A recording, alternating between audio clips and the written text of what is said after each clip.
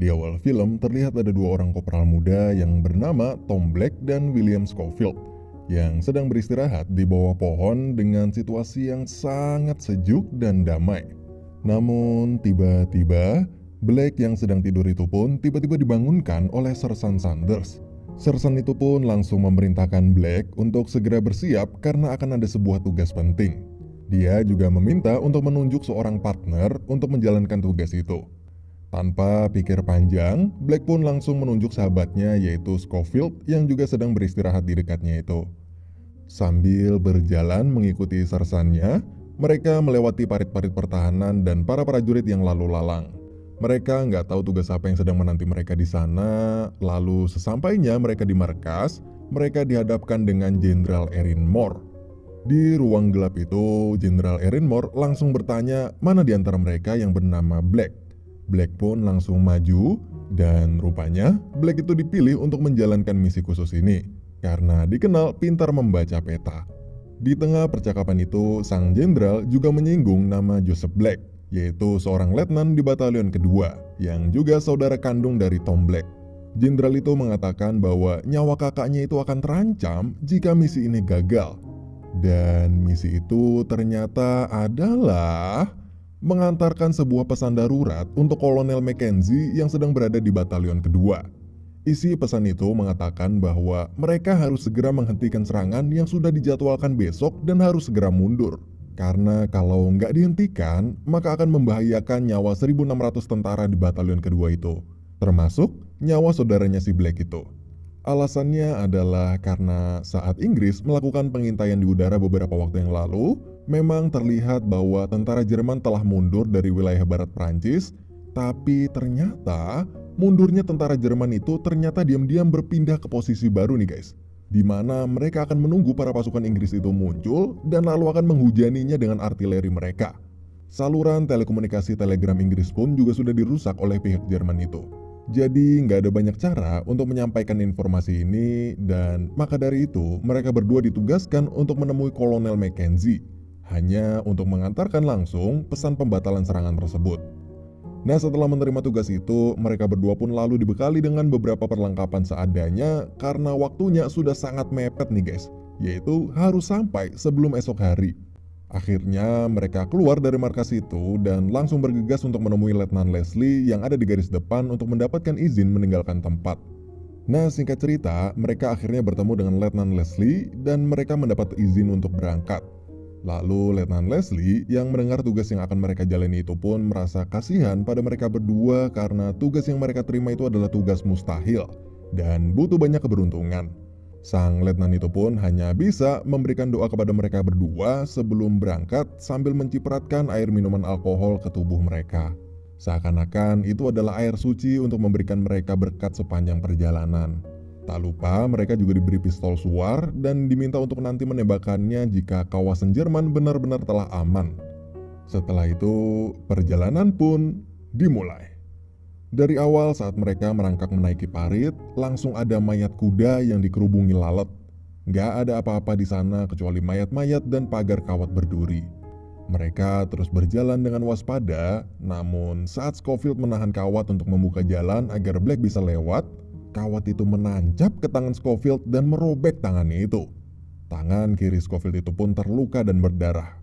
Tapi bagaimanapun juga mereka harus terus berjalan, melewati lubang dan daerah gersang yang penuh dengan bangkai-bangkai busuk. Akhirnya mereka sampai ke parit pertahanan Jerman. Di sana mereka tetap berhati-hati walau tak tampak satupun orang di sana, sambil terus berjalan dan mengobrol. Namun ada hal yang aneh nih guys. Mereka menemukan sebuah wadah berisi bara berdebu yang tampak masih hangat. Hal itu menandakan bahwa belum lama dipadamkan, yang artinya pasukan Jerman belum lama pergi dari situ. Mereka akhirnya masuk ke sebuah bunker gelap untuk memeriksa tempat itu dan memastikan bahwa Jerman benar-benar telah pergi meninggalkan tempat itu. Scofield lalu menemukan sebuah kabel jebakan ranjau di sana, tapi sialnya seharusnya mereka aman karena nggak menyentuh kabel itu. Tapi tiba-tiba ada seekor tikus yang lari dan lalu...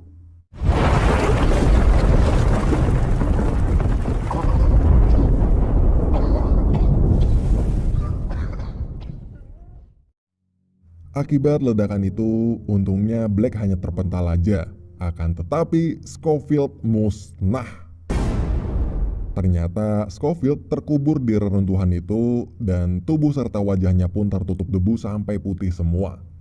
Lalu karena merasa bahwa tempat itu akan segera runtuh, Black pun langsung menuntun Scofield keluar dan memintanya agar terus memegangnya.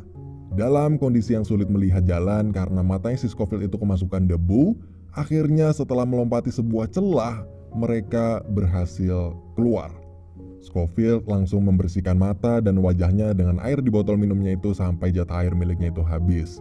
Setelah itu keadaan mulai tenang, tapi sejak kejadian yang hampir merenggut nyawa Scofield itu, Scofield pun marah dan menyalahkan Black.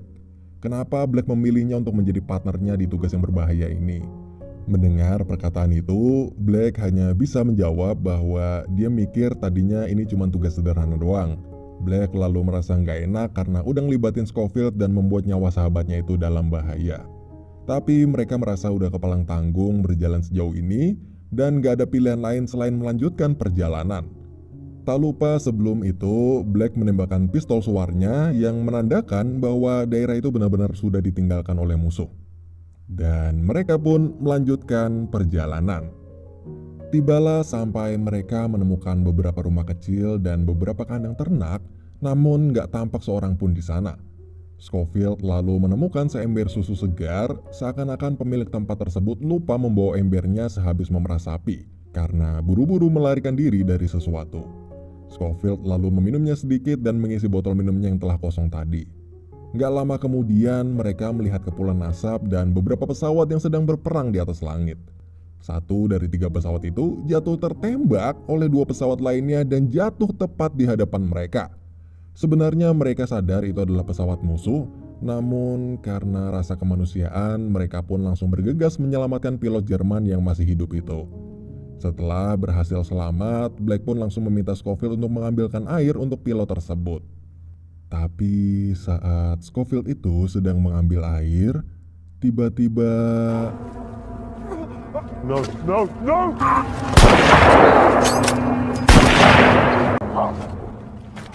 Oh God! Oh God, no! Stop bleeding! Stop! Stop it! Stop it!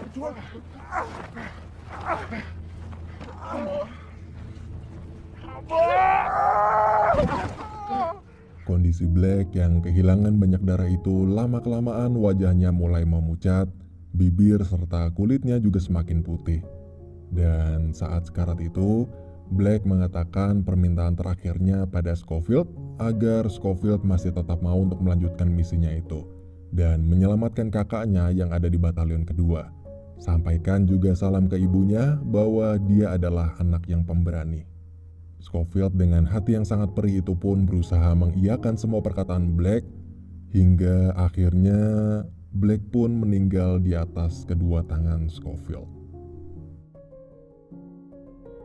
Scofield lalu mengambil tag, cincin, dan surat dari tubuh sahabatnya itu. Tiba-tiba tampak beberapa unit prajurit Britania Raya yang lewat dan kebetulan memberikan tumpangan untuk Scofield itu. Singkat cerita, Scofield pun akhirnya masuk ke rombongan tersebut, ikut naik ke dalam truk dan terus menahan kesedihannya itu. Kejadian tadi bagi Scofield benar-benar terasa sangat cepat. Sahabatnya yang selalu bersamanya selama di militer dan menjadi temannya berbagi cerita itu, tiba-tiba meninggal di depan kedua matanya hanya dalam hitungan menit. Yang ada di pikirannya saat ini hanyalah janjinya kepada sahabatnya itu untuk menyampaikan surat tersebut. Di perjalanan, truk prajurit tersebut masuk ke lubang dan membuat mereka terhenti. Scofield lalu meminta semuanya untuk turun dan membantunya untuk mendorong truk itu. Di sini benar-benar kelihatan betapa seriusnya Scofield untuk menyelesaikan misi ini. Betapa bulat tekadnya untuk menepati janjinya itu. Jadi seharusnya sebuah truk yang masuk lubang bukanlah sebuah halangan baginya. Sampai akhirnya mobil pun berhasil keluar dari lubang itu dan kembali berjalan. Tapi tantangan pun kembali muncul di depan, di mana jembatan yang biasanya digunakan untuk jalur truk itu hancur, yang artinya truk itu harus memutar dan melewati jalur yang lebih jauh lagi. Tapi karena waktunya sangat mepet, yaitu surat itu harus sampai sebelum matahari terbit, maka Scofield pun memilih untuk berjalan kaki sendirian. Dan saat berjalan melewati sungai di reruntuhan jembatan tersebut, tiba-tiba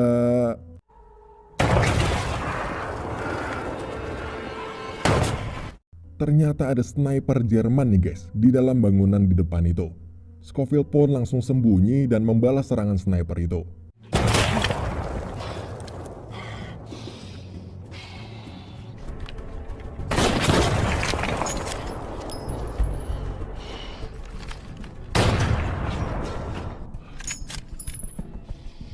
Akhirnya, ia berhasil mengenai penembak jitu itu. Dan begitu ia sadar bahwa nggak ada lagi tembakan balasan, maka Scofield berpikir bahwa sniper itu udah knock dan dia pun langsung maju buat nge-push. Tapi nggak disangka, saat ia membuka pintu, tiba-tiba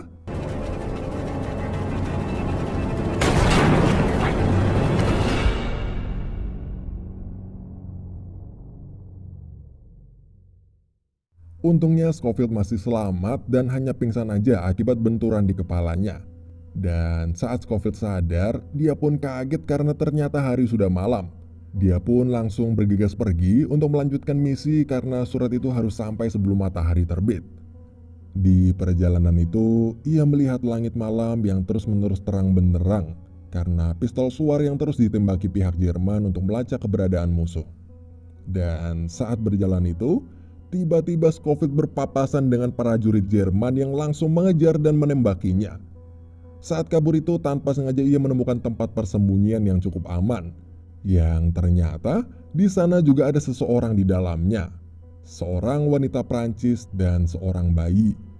Wanita Prancis itu lalu mengobati luka di kepala Scofield, tapi Scofield terus bertanya arah jalan kepadanya. Karena berbeda bahasa, yaitu Scofield nggak bisa bahasa Prancis dan perempuan itu nggak bisa bahasa Inggris, maka mereka berdua pun kesulitan berkomunikasi. Tapi mereka saling percaya bahwa mereka berdua nggak akan menyakiti satu sama lain.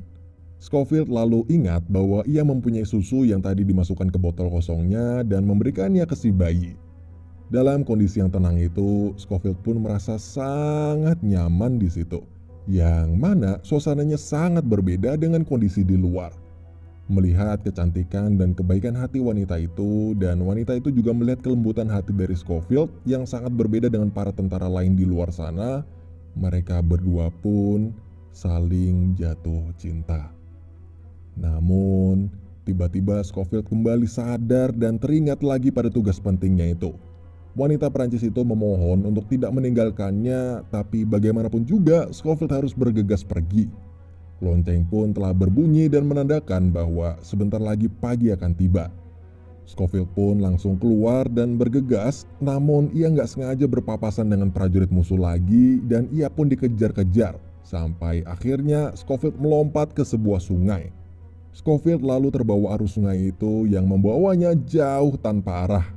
Sambil terus bertahan di aliran sungai itu, langit pun perlahan mulai cerah, yang menandakan bahwa matahari telah terbit. Scofield akhirnya berhasil sampai ke tepi sungai, dan di sana dia menangis karena merasakan betapa perihnya perjalanannya selama ini. Tapi akhirnya, tanpa sengaja, ia bertemu dengan kumpulan pasukan Britania Raya lainnya. Beruntung bagi Scofield, ia pun kemudian langsung beristirahat dan ikut duduk bersama mereka yang saat itu sedang mendengarkan renungan pagi. Lalu setelah lagunya berhenti, para prajurit di sekitarnya itu pun bangun, namun karena kelelahan dan merenungi apa yang dialaminya selama perjalanan itu, Scofield tetap duduk bersender di bawah pohon. Hingga ia ditegur beberapa prajurit di sana. Scofield lalu langsung menjelaskan kenapa ia berada di sana dan apa misinya. Dan betapa terkejutnya dia saat sadar bahwa ia ternyata sudah berada di kumpulan pasukan batalion kedua yang selama ini dia tuju. Ternyata masih ada kesempatan, karena serangan batalion kedua pagi itu ternyata terdiri dari 2 gelombang. Dan gelombang kedua pasukan ini belum mulai menyerang. Artinya ia masih sempat memberikan surat pembatalan serangan itu. Scofield pun lalu langsung berlari menuju tempat Kolonel Mackenzie berada, tapi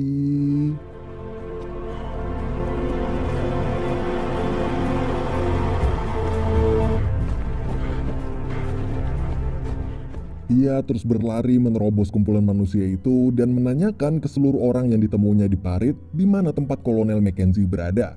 Mackenzie ternyata berada di barisan pertama yang masih sejauh 300 yard darinya. Dan karena sadar bahwa parit yang dilaluinya penuh dengan prajurit yang menghambat perjalanannya itu, Scofield akhirnya berpikir untuk mengambil jalan lain, yaitu naik ke atas dan melewati medan peperangan. Dan lalu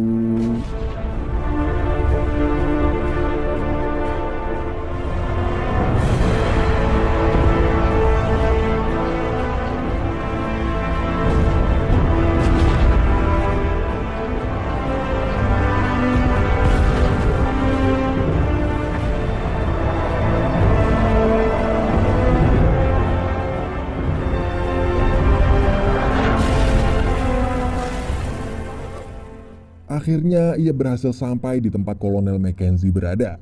Dan sesampainya di sana, ia memohon-mohon untuk bertemu dengan Kolonel Mackenzie, tapi justru dijegat oleh beberapa prajurit di depan pintu masuk.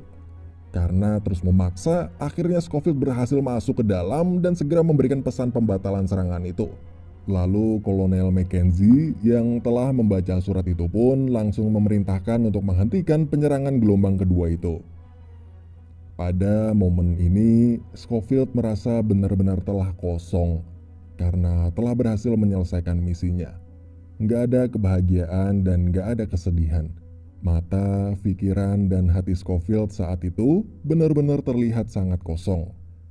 Setelah itu, Scofield pun lalu keluar, tapi ia masih punya satu misi terakhirnya, yaitu menemui Letnan Black. Setelah bertanya ke sana kemari, Scofield akhirnya bertemu dengan Letnan Black itu. Di momen ini, Scofield hanya bisa berkata bahwa ia berasal dari Batalion 8 dan ia ditugaskan menjalankan misi mengantarkan sebuah surat berdua bersama dengan adiknya, yaitu Tom Black. Mendengar hal itu, Letnan Black pun sangat senang dan menanyakan di mana adiknya itu sekarang. Namun Scofield hanya bisa terdiam dan lalu memberikan sebuah tag dan cincin sahabatnya itu. Ia pun mengatakan bahwa Black adalah orang yang sangat baik dan pemberani. Sambil menahan kesedihannya, kakaknya Black itu pun berterima kasih pada Scofield.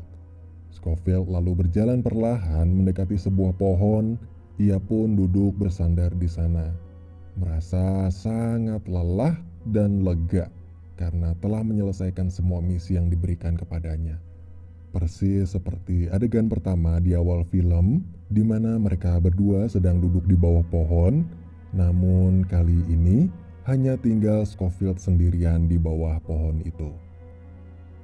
Dan film pun berakhir.